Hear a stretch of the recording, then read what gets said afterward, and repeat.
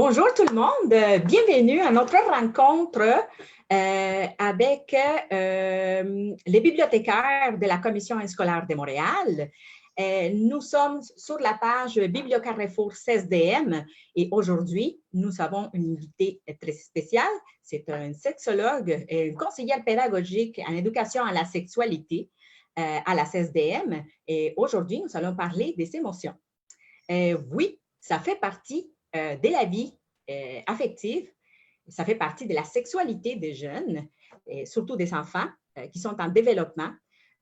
Donc, elle va partager des conseils, elle va partager un atelier qui va être très intéressant pour nous. On va prendre des notes. Et vers la fin de l'atelier, je vais vous partager une source incroyable avec, qui comporte plusieurs titres littéraires que vous pourrez utiliser dans les cadres de formation sexologique. Je vais commencer par me présenter. J'ai parlé un petit peu, puis je n'ai même pas dit mon nom. Heidi Guzman, bibliothécaire pour la Commission scolaire de Montréal. Et tout de suite, nous allons aller avec notre spécialiste d'aujourd'hui, Isabelle Lepage. Bonjour Isabelle. Bonjour Heidi. Je suis très contente que tu m'aies invitée aujourd'hui pour ce Facebook Live. Voilà, très contente avec vous. Je suis sexologue à la Commission scolaire de Montréal. Je suis aussi conseillère pédagogique. J'ai le dossier éducation à la sexualité. Et en effet, on parle d'un sujet vraiment super important aujourd'hui, la question des sentiments. Absolument. Et d'entrée de jeu, Heidi, j'ai envie de te poser la question, dans la sexualité, là, les sentiments, ça prend quelle place? Est-ce que tu penses que ça a une place dans la sexualité des petits?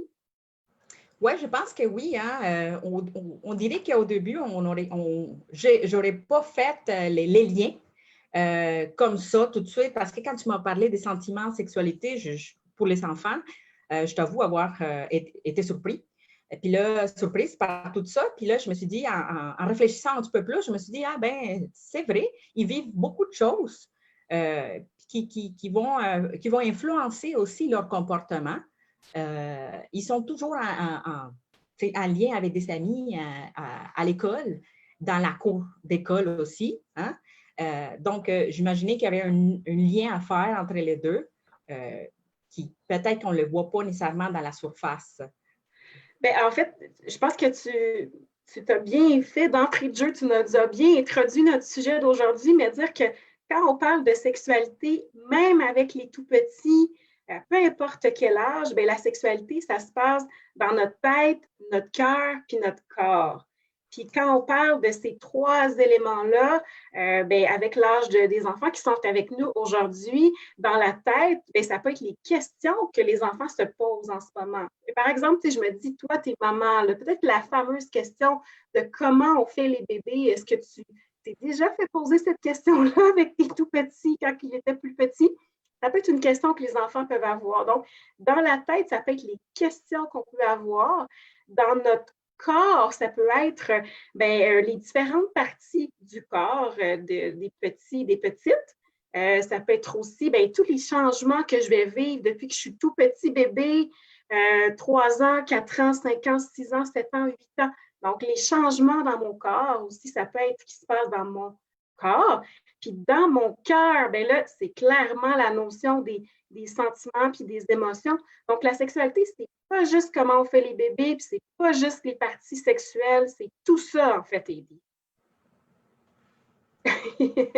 Donc, je trouvais ça important de le dire d'entrée de jeu. Et juste beaucoup de choses, hein? Beaucoup de choses que c'est pas juste les petits sentiments, c'est les questionnements lesquels tu parles. Absolument.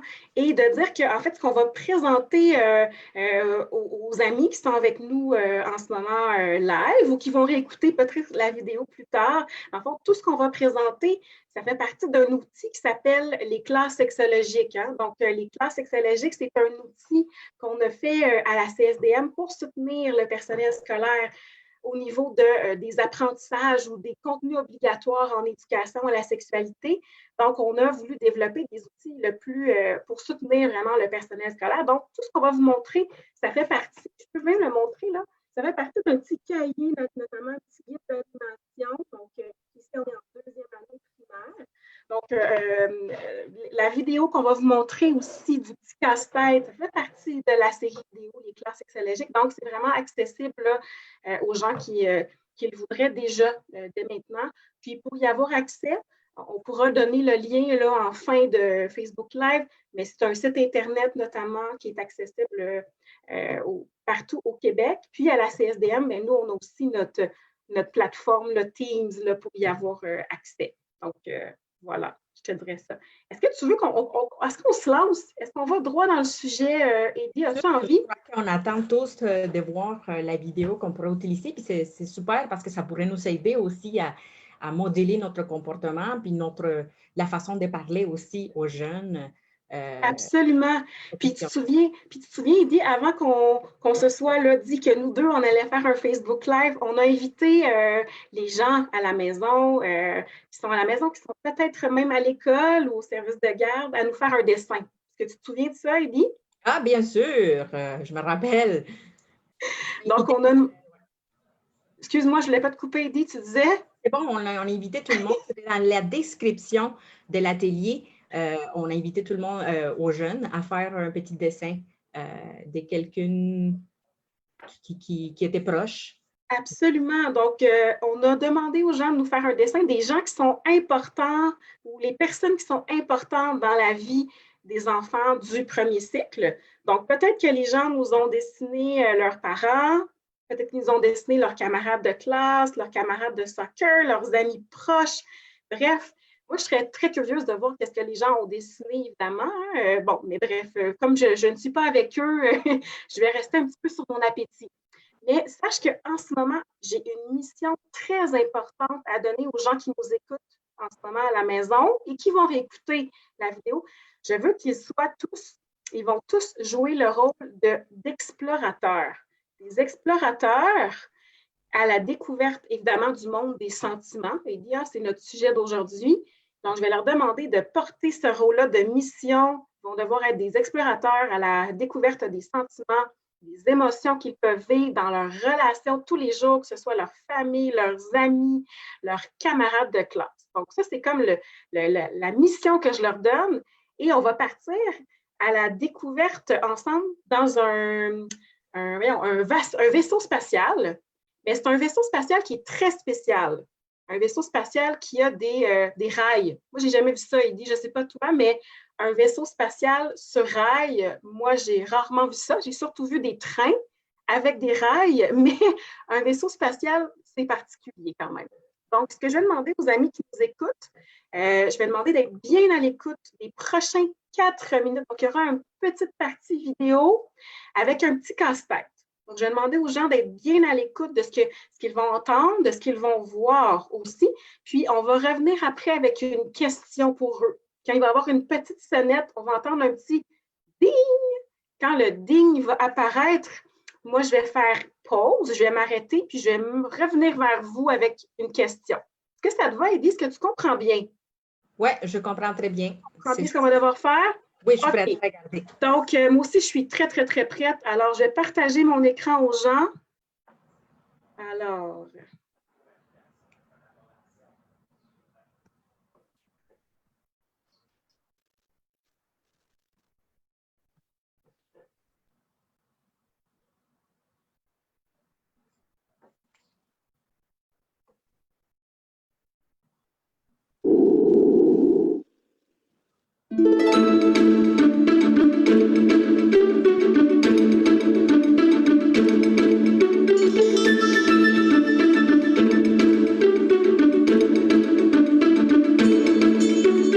Bonjour, Casse-Tête. Bonjour, c'est tellement agréable de vous retrouver. Je me suis ennuyée de vous. Est-ce que je peux vous accompagner dans notre prochain voyage? Bien sûr, Casse-Tête. Tu es maintenant un bon ami des explorateurs. Tu pourras toi aussi partir à la découverte des prochains morceaux du Casse-Tête, de la sexualité à bord du sous-marin. Un voyage en sous-marin? Un sous-marin sur rail? Dans une gare? Tu n'as jamais vu ça, hein? Et vous, les explorateurs, avez-vous déjà vu un sous-marin sur rail? C'est aussi fréquent qu'un casse-tête qui parle. Alors pour partir en exploration, à bord du sous-marin, tu auras besoin de ton passeport. L'as-tu apporté? Oui, je l'ai. Je le garderai tout près. J'ai aussi apporté mon appareil pour prendre des photos. Regardez, le sous-marin arrive. Je t'invite à y entrer et à te choisir une place. C'est l'heure du départ.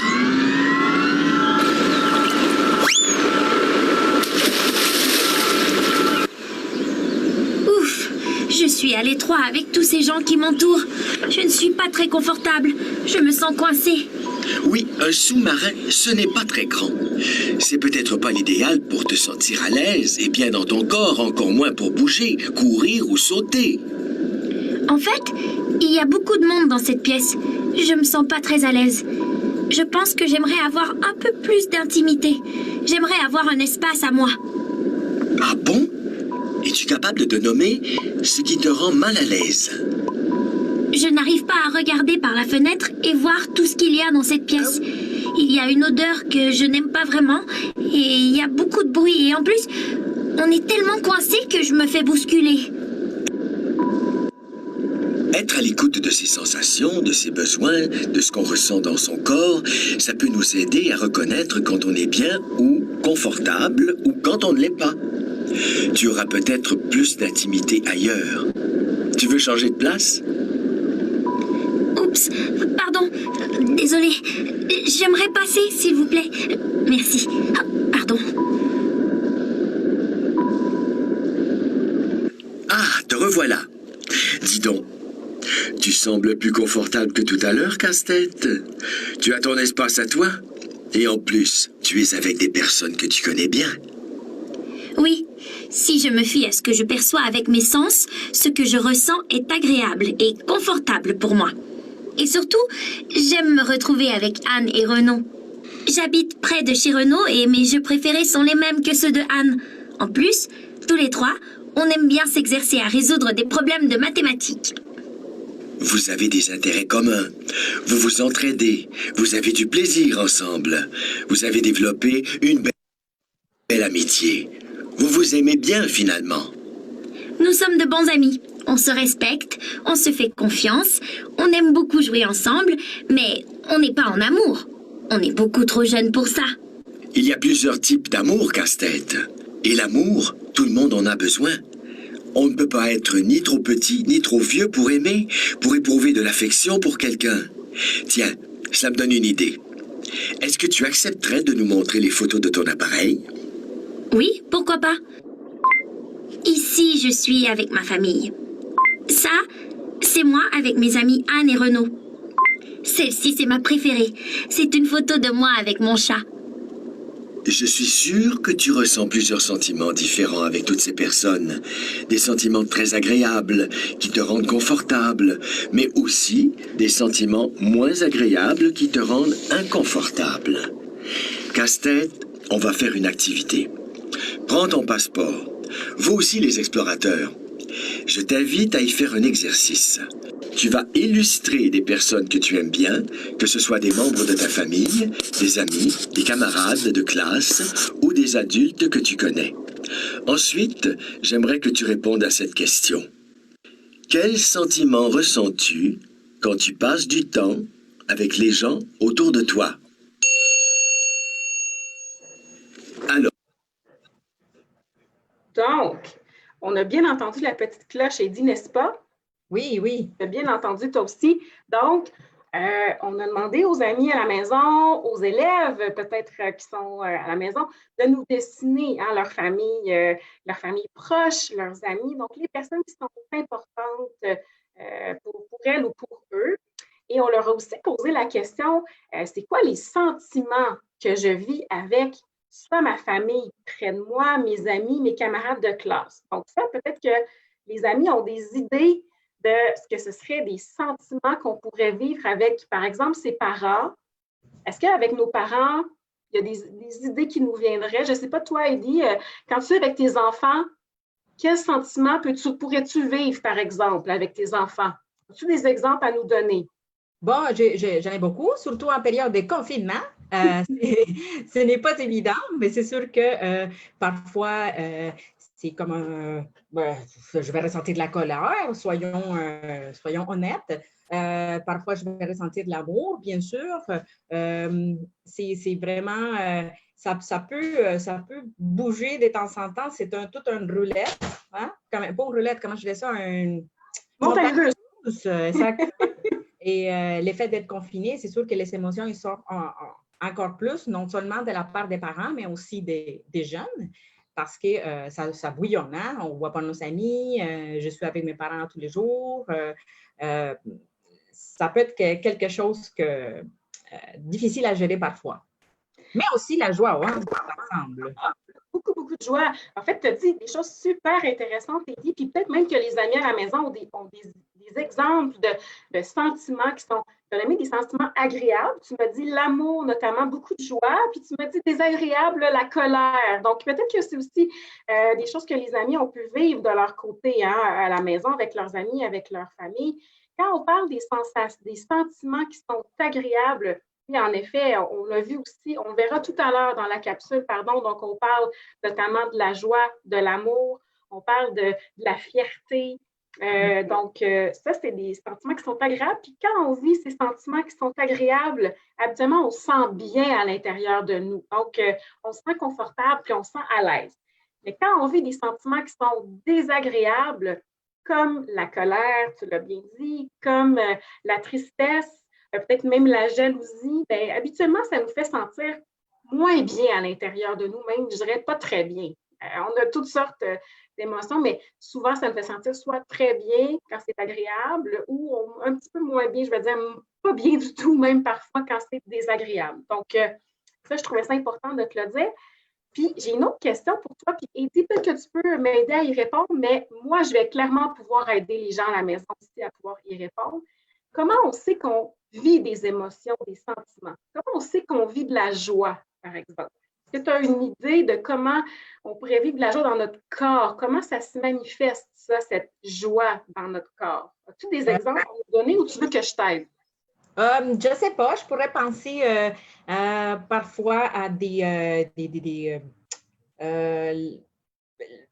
moi, personnellement, je vais sauter parfois. Ça peut manifester dans mon corps de ces façons-là, de façon physique. Je vais être plus excitée.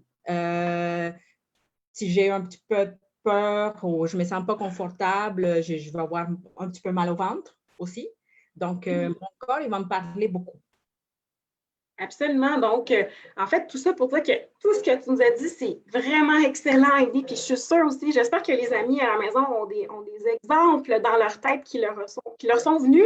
Mais j'aurais envie de partager une autre image avec toi, Eddie, et les amis à la maison. Donc, moi, je vais partager une image où il y a des émotions, il y a des sentiments qui sont agréables et désagréables. Donc, dis-moi, Eddie, est-ce que tu vois bien à l'écran? Oui. OK. Donc, ici, tu as tout à fait bien nommé la joie. Donc, la joie, oui, c'est un sentiment qui est agréable. On a parlé de l'amour. L'amour, oui, tout à fait. On a aussi parlé tout à l'heure de la tristesse, qui est un sentiment qui est désagréable, qui nous fait nous sentir pas très bien. On a aussi parlé de la colère. Oh, regarde le bonhomme, comment il est fou de colère. Il est devenu orange même, tellement il est en colère. Donc, tout ça pour dire que quand on vit des sentiments, ça se voit dans notre corps. Et là, j'ai envie de te donner un exemple. Tout à l'heure, tu nous as donné, avec la joie. Donc, tu nous as dit, moi, quand je suis joyeuse, je saute partout. Ben oui, ça, c'est un bon exemple de comment la joie, comment ça se voit. La joie, on saute partout.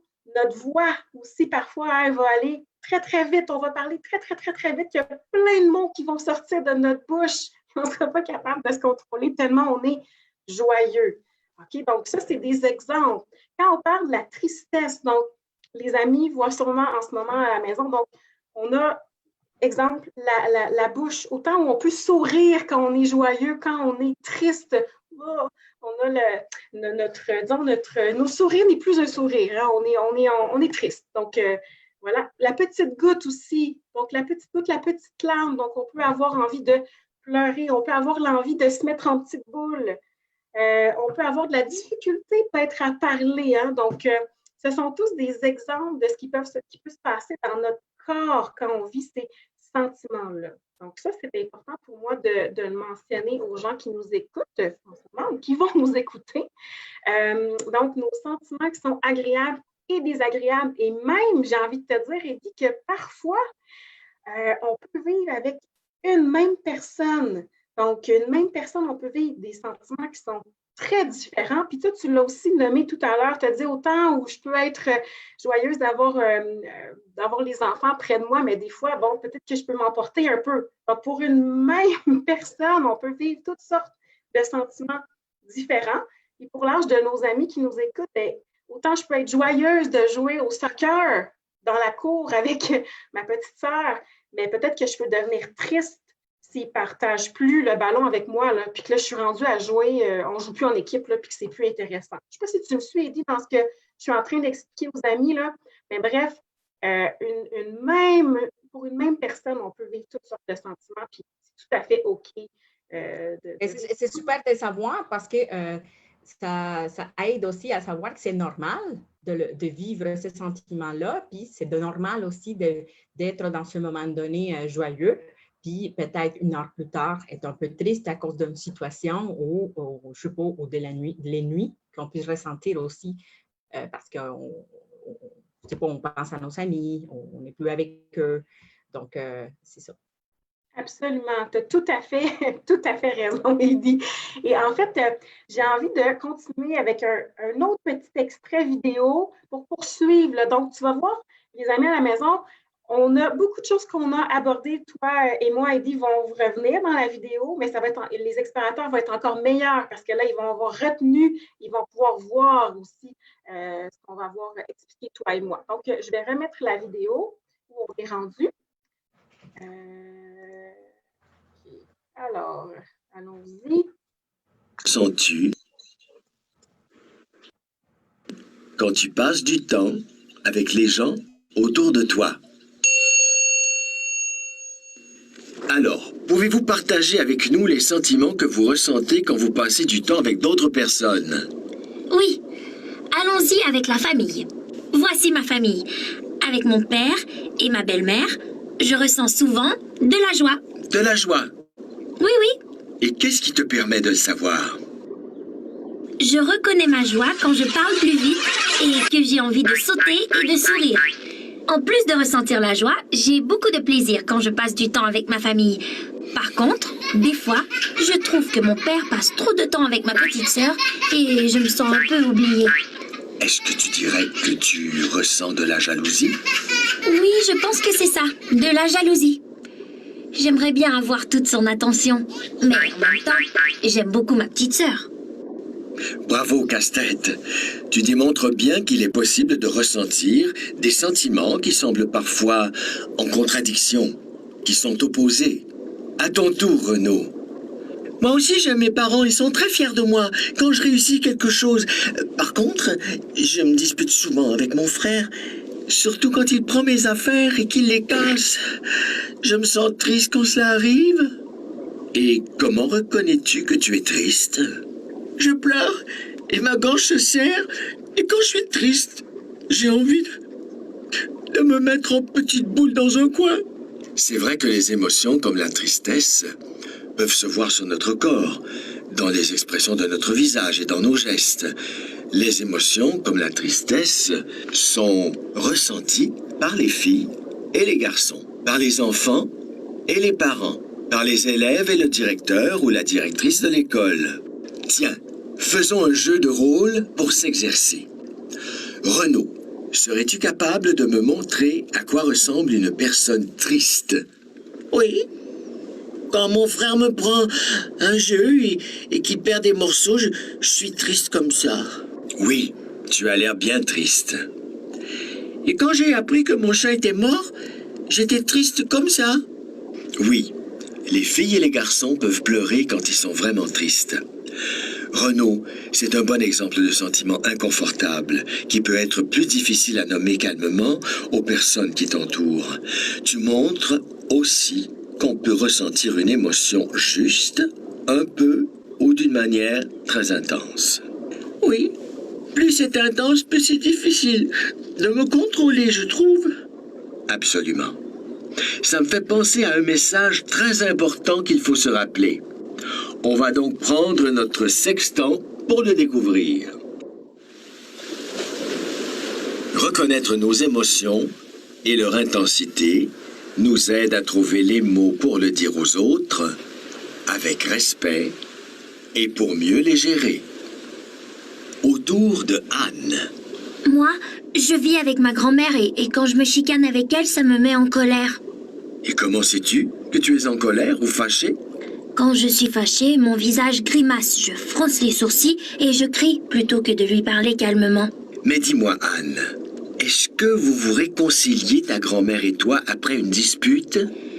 Quand on a pris le temps de se calmer et d'expliquer comment on s'est senti, oui, toujours.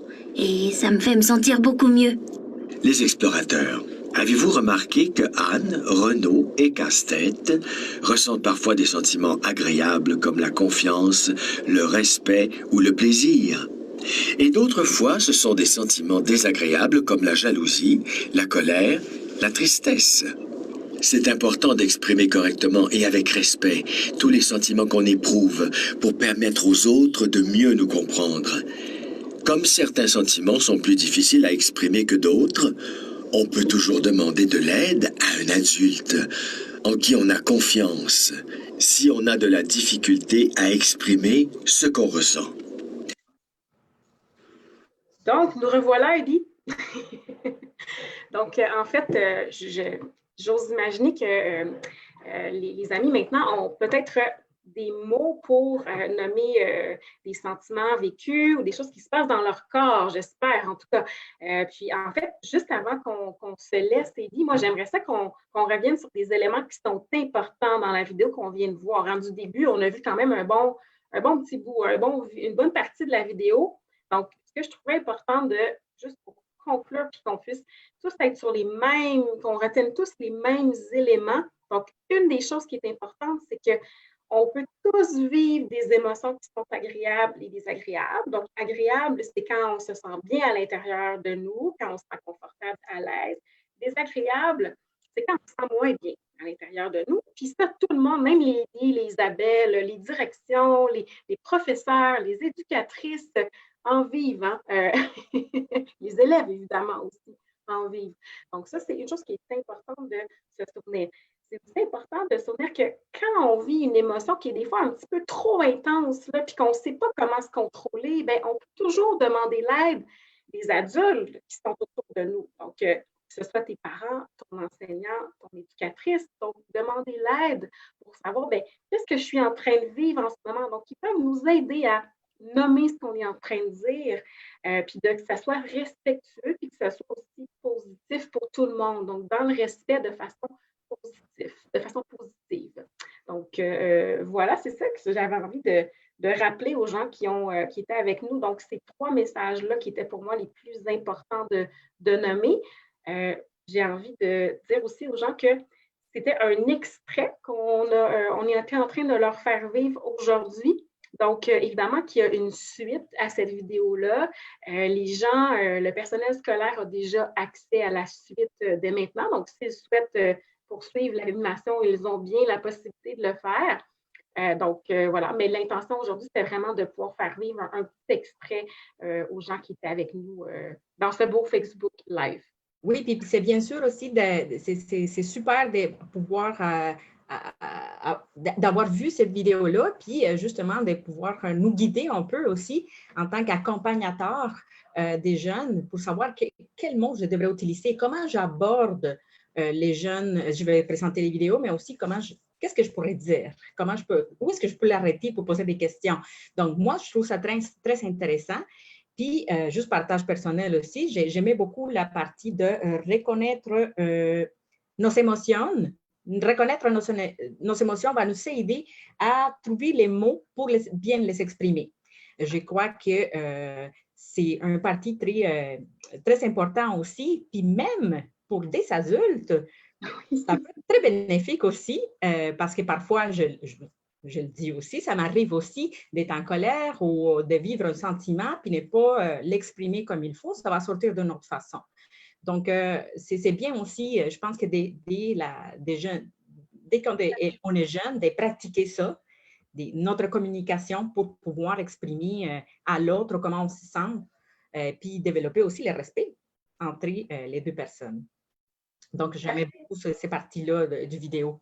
Ça, je vais le prendre en note, je vais me le dire à tous les jours. D'accord. Tu peux l'afficher sur ton frigo si tu veux. Oui, exactement. Reconnaître mes émotions. Voilà. J'ai envie de, parce que bon, je vous disais qu'il y avait une autre partie à l'activité d'aujourd'hui. Donc, nous, on a fait la première partie. La deuxième partie, on aurait demandé aux explorateurs aux explorateurs et à leurs parents, évidemment, qui sont avec eux, comment est-ce que j'exprime mon amour aux personnes que j'apprécie autour de moi? Comment je l'exprime? Est-ce que c'est différent quand je suis avec mes amis et quand je suis avec mes parents, par exemple, ou mes camarades de classe? Est-ce que c'est la même façon, les mêmes gestes que je vais faire pour exprimer mon amour à ces différentes personnes-là? Donc ça, c'est ce qu'on aurait abordé. Rien n'empêche que si les gens veulent, après qu'on se soit dit au revoir aujourd'hui, ils veulent en discuter ensemble, bien, je les invite à le faire aussi parce qu'on sait que l'éducation à la sexualité, c'est aussi important d'impliquer les parents à travers ça, puis tous les adultes qui sont autour des enfants, des élèves. Donc, voilà. Ah, c'est super. Merci, Isabelle. En fait, moi, je voudrais aussi, avant qu'on finisse cet atelier très intéressant, je voudrais vous partager un site dans lequel vous allez pouvoir trouver des ouvrages. Vous allez pouvoir trouver des ouvrages qui vont, juste un instant, j'essaie de trouver la façon de le faire. Ouais. Share. OK. Est-ce que vous voyez? Là, si vous voyez à l'écran, je vous partage le site des livres ouverts. C'est un site qui est... c'est un site du ministère de l'Éducation et l'Enseignement supérieur. Et puis, bon, l'équipe des livres ouverts, l'équipe responsable du dossier de l'éducation à la sexualité, bien, ils ont travaillé ensemble pour développer des bibliographies. Et ces bibliographies-là visent à accompagner les classes sexologiques, mais aussi des thématiques qu'on pourrait utiliser dans les cadres d'un cours à la sexualité. Donc, voilà, vous voyez ici, il y a des ouvrages pour le préscolaire, pour la première année, la 12e année, la 3e année, la 4e année, et on s'en va aussi au secondaire. Donc, aujourd'hui, on avait travaillé la vie affective et amoureuse. Et si je clique tout de suite, je vais vous donner un aperçu. Je clique et j'attends. Vous voyez, vous allez avoir accès à un réseau thématique sur la vie affective et amoureuse, être en relation avec les personnes que j'aime. Donc, voilà, vous savez quand même aussi un petit aperçu de chaque ouvrage. Comme ça, bien, soit que vous le choisissez par vous-même, ou soit que vous pouvez regarder cette bibliographie aussi avec vos jeunes, puis peut-être que choisir ensemble, ça serait aussi une bonne idée. Comme ça, les jeunes, l'enfant, il va se sentir engagé dans ses lectures. Donc, voilà. Puis, il y a de fortes chances qu'il y ait des livres aussi qui se trouvent en version numérique. Donc, je vous invite aussi à consulter les sites de bibliothèques de la Ville de Montréal et de Bibliothèque Archives nationales du Québec. Donc, je vais arrêter mon partage. Ça y est. Là, je vais donner aussi les liens. Vous allez la voir. Donc, il n'y a pas de problème avec ça. Puis, suite à ça, je voudrais remercier Isabelle.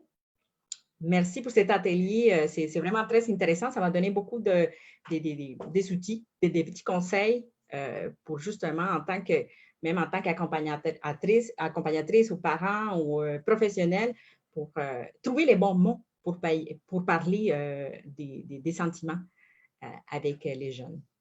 Merci à toi, Edie. Évidemment que j'aurais aimé ça pouvoir dire bonjour aux jeunes, aux enfants, aux élèves qui nous écoutent. Mais bon, là, c'est un peu particulier, hein, le contexte en ce moment. Mais bref, je leur fais un câlin à distance, hein, parce que c'est une façon qu'on peut faire ça pour dire aux gens qu'on les aime sans trop s'être proche. On peut mimer le câlin. On peut faire comme si, hein, on peut toujours faire ça, Edie, dis-moi. On peut toujours faire comme si on se faisait un câlin. Comme si on le mimait, dans le fond. Donc, oui, je suis très contente d'avoir été avec toi cet après-midi, Edie. Bon, mais merci Isabelle. Alors, moi aussi, je vous envoie un câlin virtuel et j'espère qu'on aura une autre Facebook Live. On ne le sait pas. On va voir. On est vers la fin de l'année scolaire. Donc, voilà. Puis, si vous avez des questions, vous pouvez nous envoyer les questions. Je vais les transmettre à Isabelle et on va pouvoir vous répondre le plus vite possible. Donc, merci beaucoup d'être là. Puis, à une prochaine. Merci. À bientôt. Bye, Eddie. Bye.